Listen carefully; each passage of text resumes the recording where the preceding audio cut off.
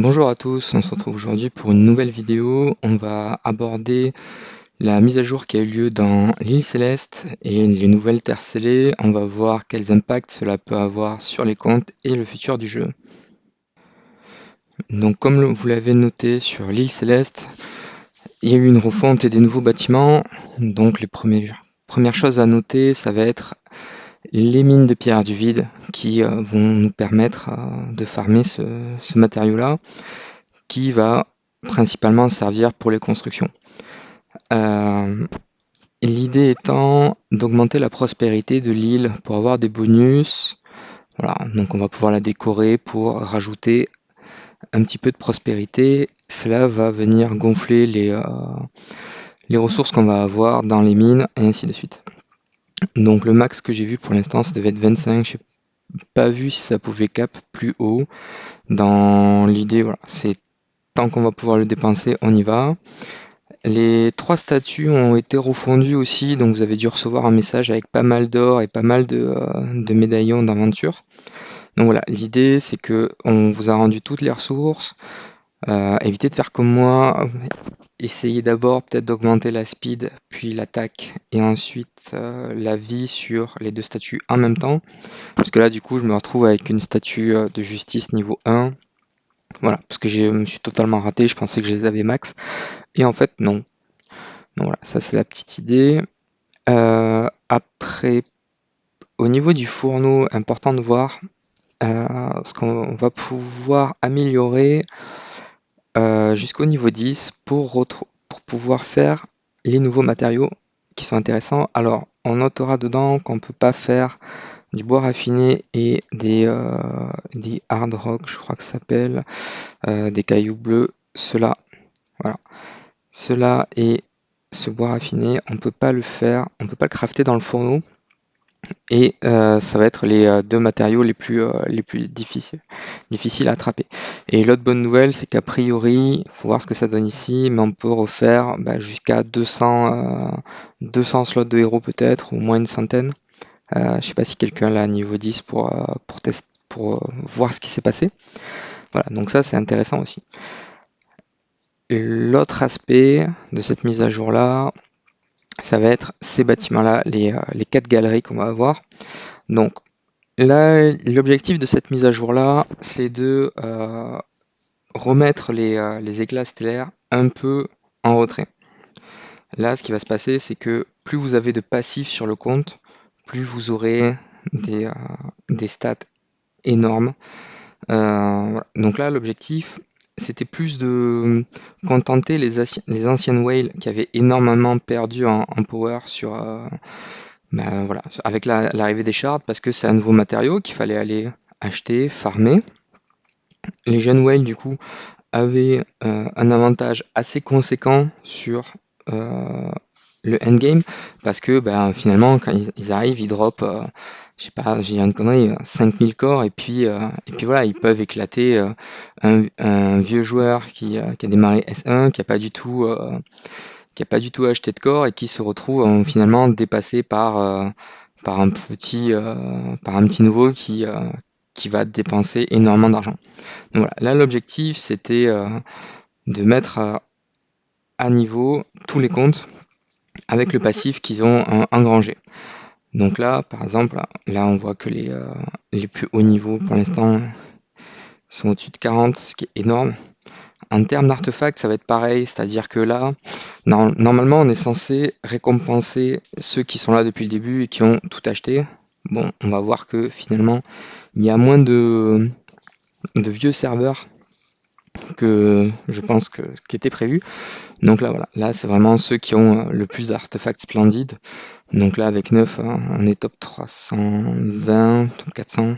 Voilà. Donc là, c'est aussi pour récompenser ceux qui sont allés deep en fait dans l'achat d'artefacts spéciaux avec les marchands ici qui coûtent assez cher et qui aussi ont acheté tous les packs de poussière d'artefacts qui trigger qui trigger toutes les 48 heures en fait quand on va ouvrir ici hop des shards. On vient nous proposer des packs 1000, 2000 ou 3500 poussières d'artefacts en fonction du type de ce qu'on a ouvert. Voilà, ça pop toutes les 48 heures, je crois. Ça dépend, il y en a plusieurs types. Donc voilà, ça c'était pour les skins. Le petit avantage aussi, c'est que on peut avoir des points additionnels quand on a certains skins. Donc ça c'est cool. Même si on n'a pas forcément l'utilité, on va pouvoir convertir des vieux skins un peu pourraves dans des trucs un peu plus utiles, on va dire, avec cette nouvelle fonctionnalité là. Hop. Donc là on peut placer n'importe quel skin et on va dire par exemple je veux récupérer celui-ci et là ça va nous demander voilà, des skins normaux. Des fois ça va demander des skins légendaires, voilà, ça dépend de ce qu'on a à mettre. Euh, Ça peut être intéressant. Là l'idée c'est enfin, l'idée derrière ça par contre c'est réfléchissez bien parce que vous allez perdre en fait plus que ce que vous allez gagner. Par exemple, donc il faudrait regarder ici, non, par là, voilà. Donc un skin légendaire, c'est 6 points. Ça veut dire que là, par exemple, si je voulais activer ça pour avoir 6 points en plus, il me faudrait craquer un skin légendaire et éventuellement d'autres choses. Pour avoir ce skin d'Elilia, dans l'idée, en fait, je vais perdre plus que ce que je vais gagner en termes de points. Donc voilà, ça se réfléchit. Faudra voir si c'est intéressant sur le long terme. Là, cela, même 3 skins, ça fait 6 points. Voilà, c'est pas ouf. Là, voilà, quand on commence à. Si on perd par exemple 6 points pour en gagner 12, là c'est intéressant. Surtout si c'est pour un skin dont on a besoin sur un héros qu'on va jouer.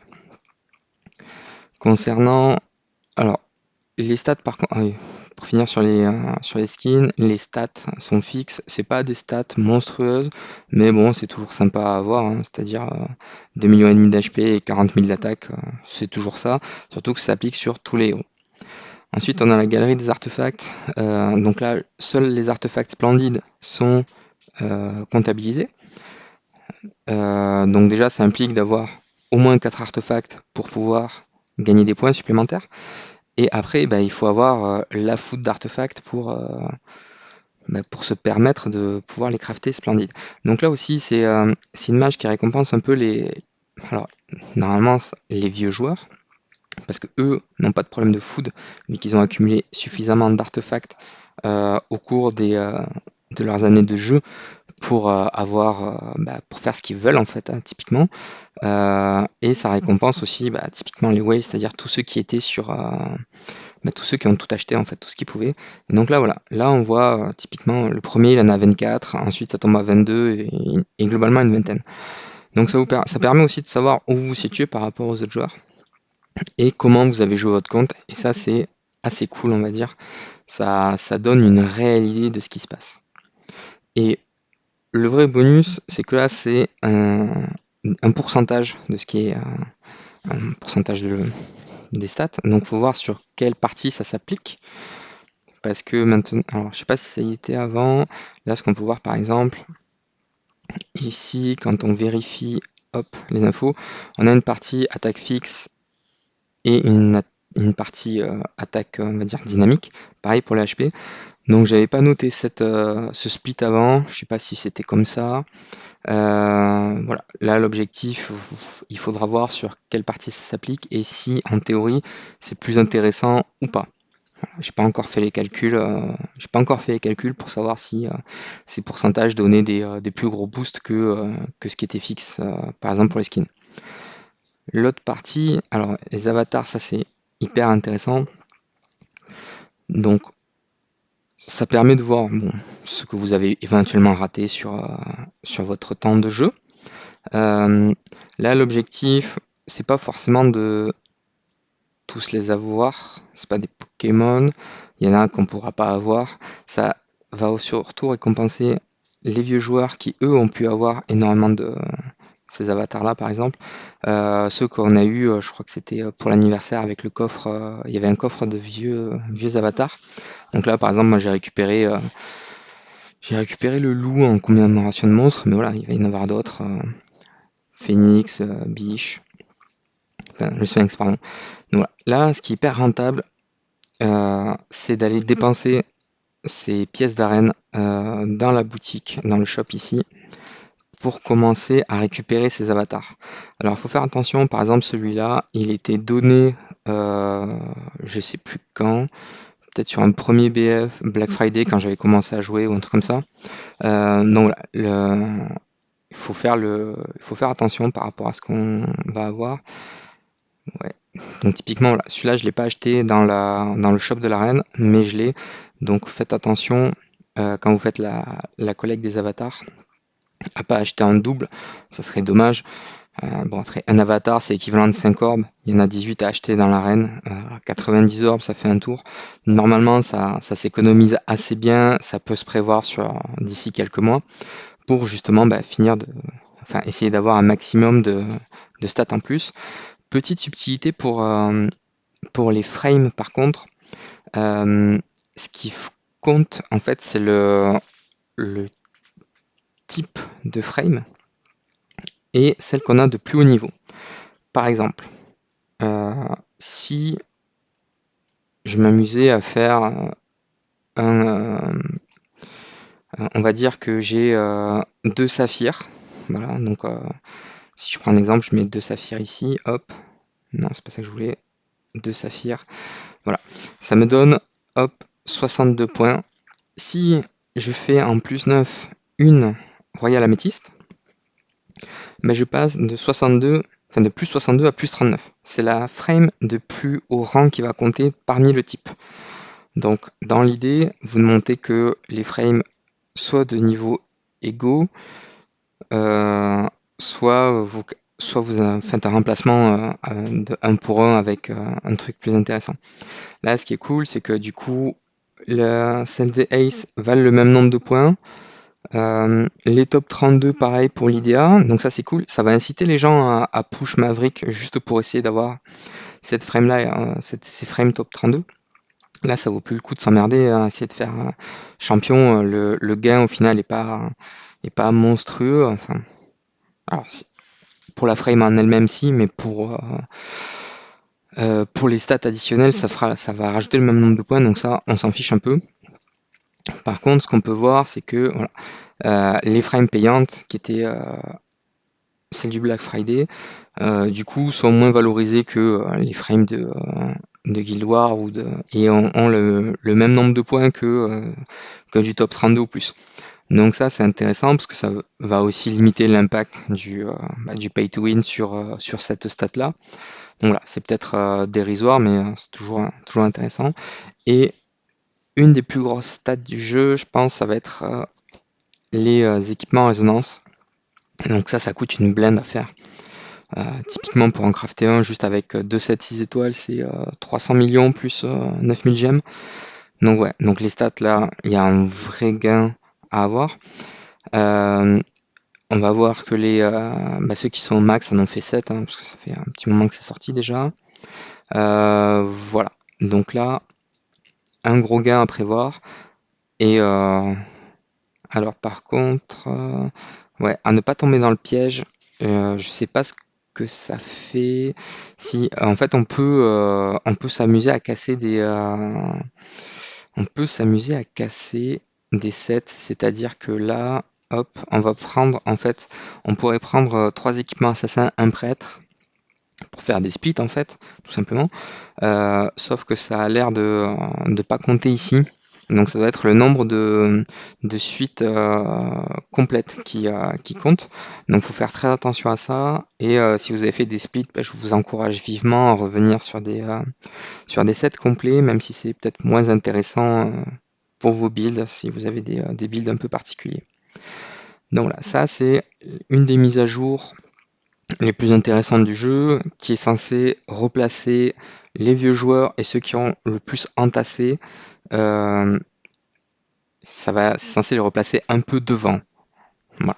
C'est pas non plus censé leur donner un avantage de fou furieux, mais dans l'idée, ça permet d'avoir une meilleure progression sur les contenus qui sont par exemple Portail des Univers et Vortex. Là, ça peut être très intéressant. J'ai commencé à grimper. Avant la mise à jour, je pouvais avoir quelques ratés, peut-être dans les niveaux 85-88, quelque chose comme ça. Là maintenant, ça passe comme une lettre à la poste. Et c'est pareil pour le Vortex, il y a eu un premier clear post-mage par Yatsufu qui a posté ça sur Reddit. Donc voilà, c'est peut-être intéressant à aller voir. J'ai pas le détail de tout ce qu'il a fait, mais je crois que ça lui a pas coûté très cher en termes de gemmes pour push. Et ensuite, l'autre partie, ça va être celle-ci. La mise à jour de l'île au nuage, je crois que ça s'appelle comme ça. Donc techniquement, on va pouvoir faire 3 maps de 6 maisons. Donc ça veut dire que là, globalement, pour tout maxer, on va pouvoir faire 18 maisons, donc on va pouvoir héberger 18 héros. Dans l'idée, pour héberger 18 héros, chaque héros va représenter un groupe de 5. Donc si on veut tout maxer, ça veut dire que globalement, il faut faire 90 V4. Voilà. 90 V4, c'est maintenant la nouvelle norme pour le endgame, ce qui est énorme en fait, tout simplement. Là maintenant, je pense qu'on est tous repassés mid-game en fait, hein. C'est triste à dire, mais c'est un peu la réalité. Et donc en fait, je pense que cette mise à jour-là, techniquement, est une des plus saines pour le jeu. Pourquoi? Simplement parce que on ne peut pas placer n'importe qui ou n'importe quoi pour booster ses héros. Donc là, typiquement, pour booster une SFX, bah, on a 8 choix possibles. Alors pour les derniers héros, ça va s'étoffer.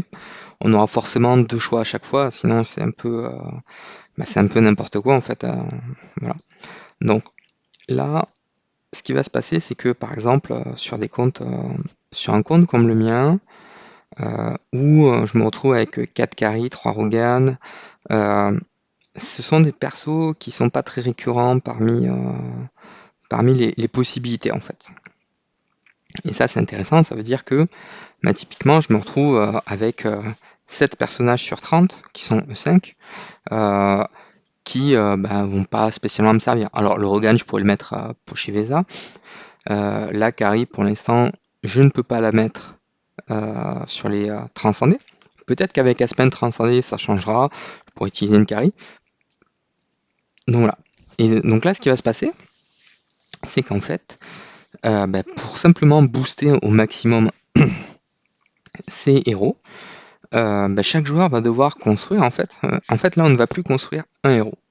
Si on veut construire un V4 et le mettre dans une maison, on va devoir considérer un ensemble bah, de 5 héros à construire, c'est-à-dire bah, celui qui va prendre les stats et ceux qui vont booster.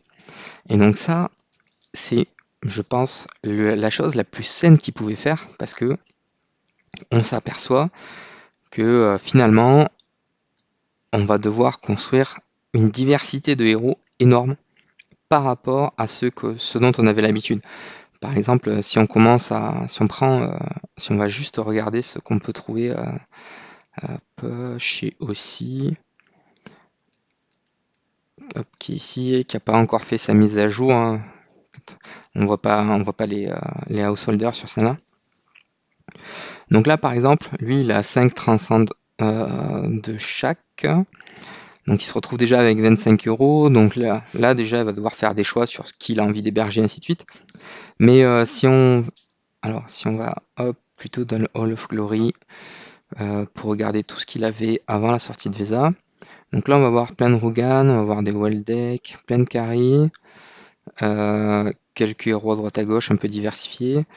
Voilà. Donc là, en fait, ce qu'on va se dire, c'est que lui va forcément aussi devoir faire des switches de héros. Et ça, c'est hyper important, hyper structurant, parce que ça veut dire que la méta va évoluer. Alors, pas la méta 6v6, parce que le premier objectif, ça va être on construit 6 maisons, et ensuite on va aller chercher les héros qui vont nous permettre de booster. Donc ça, c'est cool. Après, dans l'idée, c'est le reste de l'IDA et du Ace Championship qui vont être façonnés par cette mise à jour. C'est-à-dire que tout ce qui va exploiter tous les héros qu'on a, c'est ça qui va être impacté. Parce que typiquement, on va vouloir faire, peut-être, je dirais une connerie, un Valentino V4, un Aspen V4 pour booster un mime. Voilà. Ce sont des mises à jour qui vont demander de la diversité, et quand il y a de la diversité, il y a de la santé pour le jeu. Et donc c'est aussi pour ça qu'ils vont petit à petit. Donc ça avait été annoncé, je sais pas s'ils l'ont mis aujourd'hui, ce matin. Petit à petit, hop, à partir de Valentino, non, c'est encore un projet.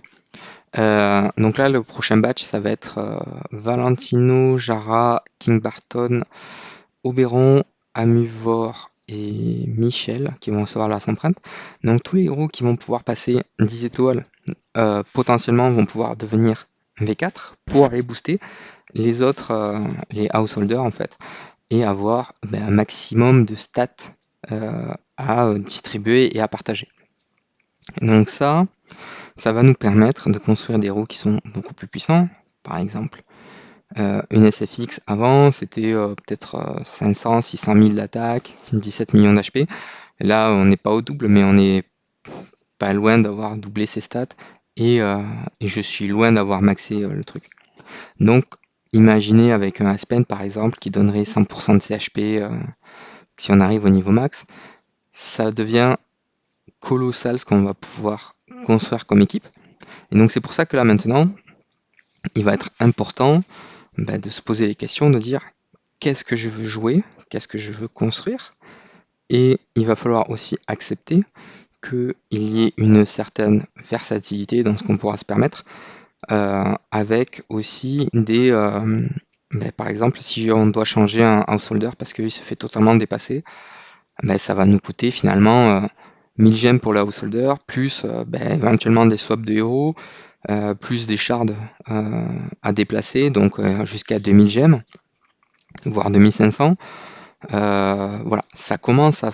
C'est une mise à jour qui va être très gourmande en gemmes, c'est cohérent avec ce qu'ils avaient fait, c'est-à-dire retirer les gemmes de ces packs-là, de tous les weekly, tous les monthly. Voilà, c'est cohérent en fait avec le fait qu'ils assèchent le jeu un petit peu en gemmes pour justement forcer les joueurs à faire de plus en plus de choix. Donc ça, c'était la première mise à jour. L'autre partie, c'est les nouveaux niveaux de terre scellée. Globalement, la terre scellée, alors vous aurez une démo de ce que j'ai fait sur un autre compte qui lui avait les bons artefacts en splendide, tout simplement. J'ai les splendides, mais j'ai pas les bons. Il faudra que je reconstruise les couronnes pour pouvoir finir le boss, hop, ici, qui nous donne ce précieux bois, qui est vachement intéressant. Ces coffres-là aussi sont cool parce qu'ils nous donnent de tout. Donc ça c'est plutôt... Non, pardon, il y a un des 4 matériaux qui n'est pas... Ouais, à voir. Donc voilà. Là, les premiers niveaux, en fait, typiquement les boss, les mobs niveau 20, et des fois les boss 21, sont assez faciles à prendre. Là, j'ai juste forcé sur Abyss et Fortress. Le reste, je l'ai passé avec des trucs sous-optimisés. Typiquement, celui-là, le 21, je l'ai passé, mais mes héros n'avaient pas d'artefact, en fait. Je me suis un peu raté. Donc voilà, en fonction de ce qu'on est capable de faire ou d'aller, on va pouvoir progresser beaucoup plus vite. Là, on va se pencher sur une mini capture. Hop.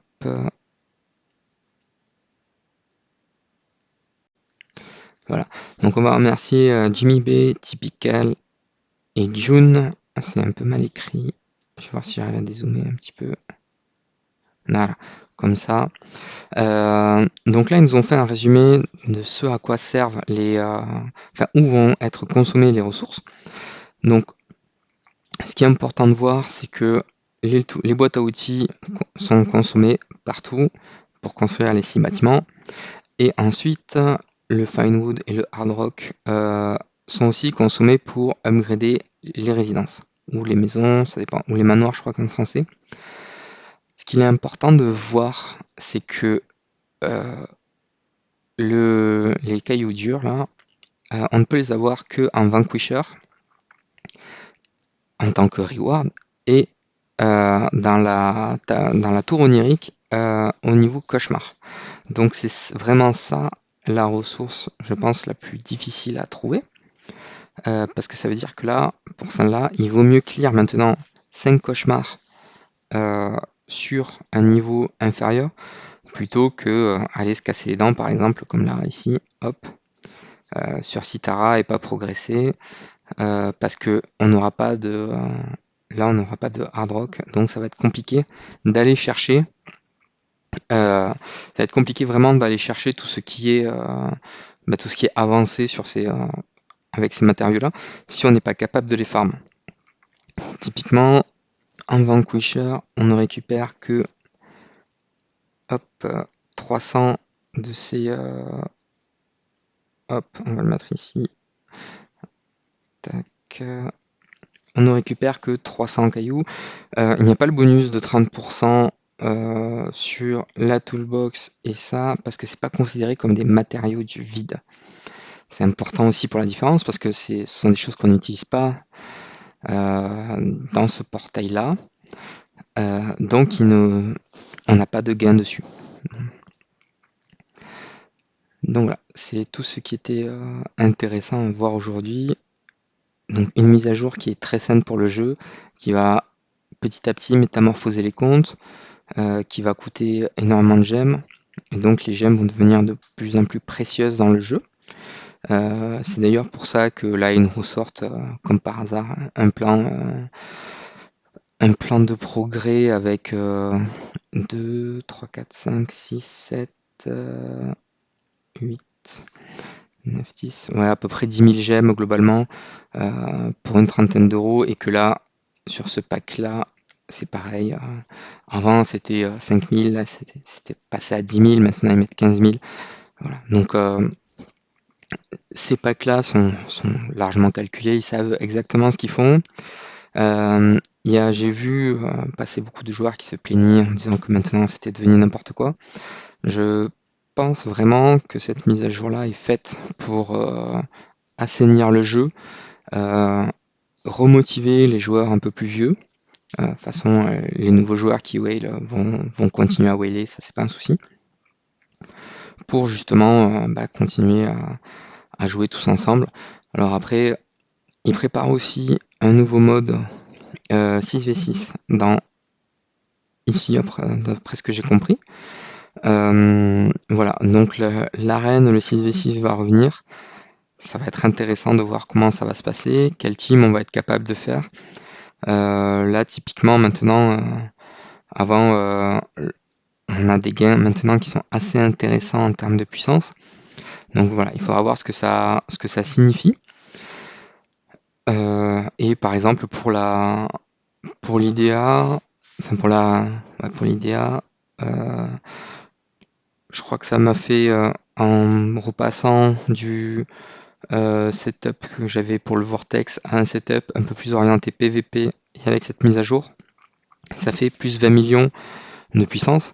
Là, il y a énormément de comptes qui sont passés au-dessus des 100 millions après cette mise à jour. Dès qu'ils ont réactualisé leur... voilà, typiquement, hop, il est passé à 100 millions, et on voit qu'il a même pas tout en V4, donc ça veut dire que toutes ces stats mises bout à bout comptent et vont vraiment apporter peut-être davantage de diversité et de surprise dans le jeu.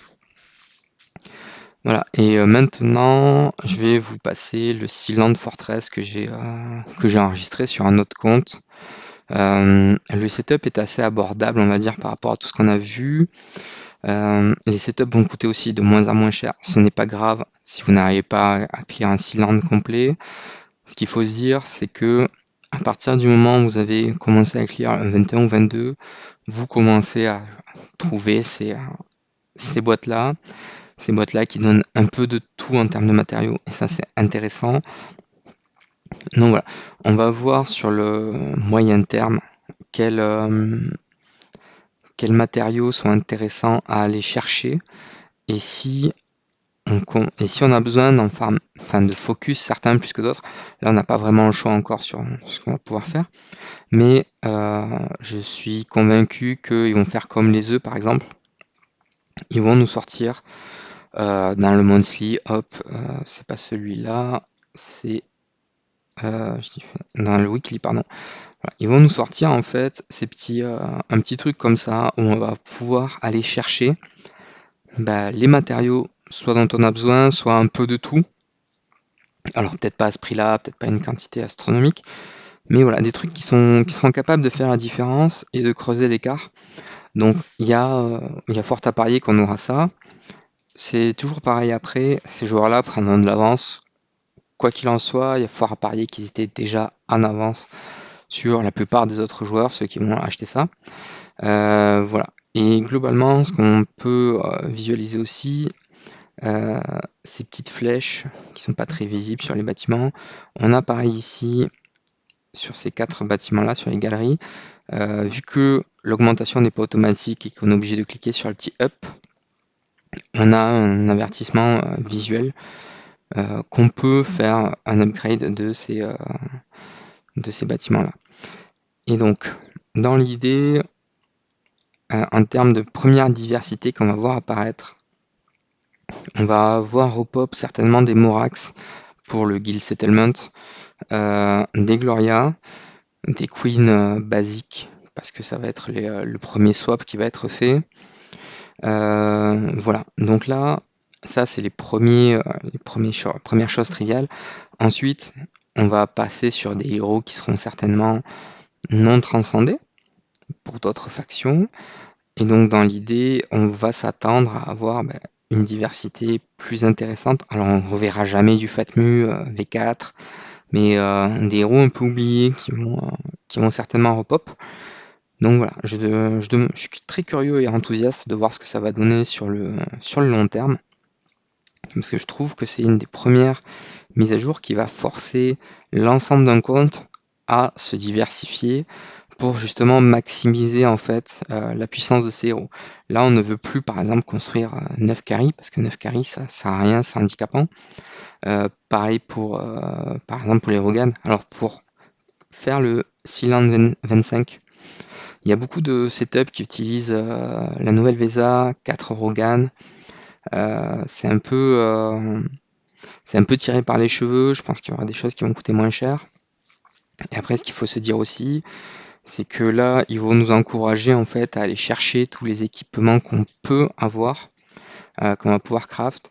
Parce que là, par exemple, typiquement, ce Sherlock qui est tenant en fait pour SFX va donner une partie de ses stats donc à ma SFX.